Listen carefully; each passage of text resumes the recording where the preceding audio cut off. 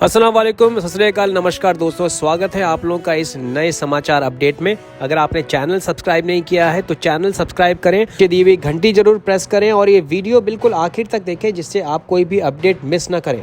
दोस्तों स्वागत है आप लोगों का इस स्पेशल समाचार में जिसमें सारे के सारे रीज़न्स डिस्कस किए जाएंगे कि क्या रीज़न है कि ये पूरा का पूरा यू टर्न लेना पड़ा सरकार को, क्यों भारत से यूएई की फ़्लाइट्स लास्ट मिनट पे स्थगित कर दी गई, ये डिसीजन लेना पड़ा। इसके तीन सबसे बड़े कारण है दोस्तों। एक तो जो डेल्टा वेरिएंट का जो पूरा मीडिया में निकल के सामने आ रहा है कि डेल्टा वेरिएंट किस तरीके से 85 देशों में अपने पंख जो है वो पसार चुका है। क्योंकि अगर हम पूरे भारत की बात करें तो केवल 25 से 30 कन्फर्म्ड केसेस इस डेल्टा वेरिएंट के निकल के सामने आए। पहला रीजन ये मुमकिन है कि यूएई की सरकार पूरी सिचुएशन को मॉनिटर कर रही है कि कहीं किस तरीके से ये डेल्टा वेरिएंट जो है वो बहुत ज़्यादा स्केल पे ना फैले और उसका असर वापस यात्रियों के ऊपर देखने को ना मिले जो भारत से यात्रा करके वापस यूएई आएंगे। ये पहला रीजन है। और दूसरा रीजन ये है दोस्तों कि जो एक्सपो 2020 शुरू होने वाला है इसी साल 1 अक्टूबर से, उसके ऊपर अगर ये डेल्टा वेरिएंट या अगर कोई ये थर्ड वेव निकल के आती है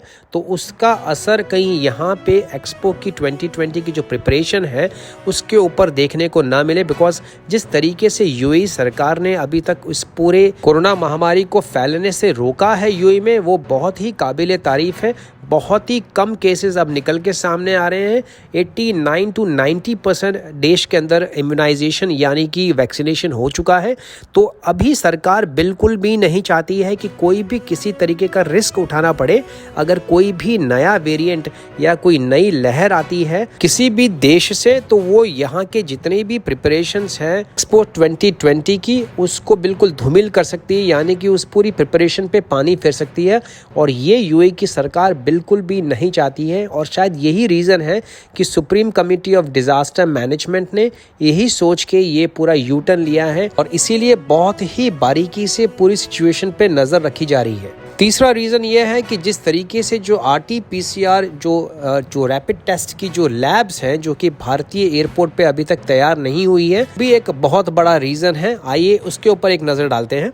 दूसरी तरफ यूएई और भारत की अलग अलग एयरलाइंस पूरी तरीके से पॉजिटिव हैं, पूरी तरीके से ऑप्टिमिस्टिक यानी कि आश्वस्त हैं कि 6 जुलाई के बाद में ये सारे की सारी फ्लाइटें वापस शुरू होगी। वहीं केरल सरकार ने इन चारों जो इंटरनेशनल एयरपोर्ट्स हैं केरल में, जिसमें तिरुवनंतपुरम, कोची, कोझिकोड यानी कैलिकट और कन्नूर शामिल हैं, इनमें कवायद तेज कर दी है RT-PCR रैपिड टेस्ट की पूरे अरेंजमेंट्स करने के लिए। जानकारी देते हुए कोचीन इंटरनेशनल एयरपोर्ट के प्रवक्ता PS जैन ने गल्फ न्यूज को बताया है कि ये पूरे के पूरे एयरपोर्ट्स पूरी तरीके से कोशिश कर रहे हैं कि 6 जुलाई से पहले मुकम्मल तैयारियां पूरी कर ली जाए जिससे यात्री RT-PCR रैपिड टेस्ट एयरपोर्ट पे करवा सकें। जिस तरीके से ये एयरपोर्ट का test terminal 2 Dubai international airport पे कराया जाता है, जिसमें लैब की सारी सुविधाएं एयरपोर्ट पे ही मौजूद होती है। रैपिड कोविड टेस्ट बिल्कुल नॉर्मल कन्वेंशनल जो पुराने टेस्ट हैं जिससे PCR कराया जाता है बिल्कुल उसी तरीके से है, बिल्कुल सेम केमिकल इस्तेमाल किया जाता है। फर्क केवल इक्विपमेंट्स यानी मशीन का होता है, क्योंकि रैपिड PCR के लिए मशीन बिल्कुल अलग है और नॉर्मल जो PCR होता है उसके लिए अलग प्रोसेसिंग, उसके लिए अलग मशीनरी की जरूरत पड़ती है। दोस्तों ये पूरा का पूरा प्रोसीजर जो RT-PCR जो रैपिड टेस्ट को लगाने का है वो देखने में बहुत सिंपल लगता है, लेकिन जितना दिखता है उतना सिंपल ये है नहीं। मिसाल के तौर पे कोचीन इंटरनेशनल एयरपोर्ट ने ऑलरेडी इस पूरे प्रोसेस के लिए बिडिंग यानी कि टेंडर मंगाने शुरू कर दिए हैं अलग अलग लैब से। एक बार टेंडर खुलेंगे उसके बाद में जो भी लैब जीतेगा इस टेंडर को उसके अप्रूवल का प्रोसेस शुरू होगा, जो कि सारी अथॉरिटी से लेना पड़ेगा कि इस लैब की जितनी भी रिपोर्ट्स आएंगी वो सारी की सारी मान्य होगी यानी कि ऑथराइज्ड होगी। कोचीन इंटरनेशनल एयरपोर्ट की माने तो उन्होंने टर्मिनल 3 के डिपार्चर पे ये ऑलरेडी इंफ्रास्ट्रक्चर इसका पूरा खड़ा कर दिया है। देरी है तो सिर्फ परमिशन आने की, और जैसे ही परमिशन आती है लैब अपनी टेस्टिंग की शुरुआत कर देंगे आने वाले कुछ ही दिनों में। दूसरा सबसे बड़ा इशू जो निकल के सामने आया है दोस्तों वो ये है कि काफी सारे लोगों ने भारत में कोवैक्सीन लगाई है। फिलहाल यूएई के द्वारा शामिल की गई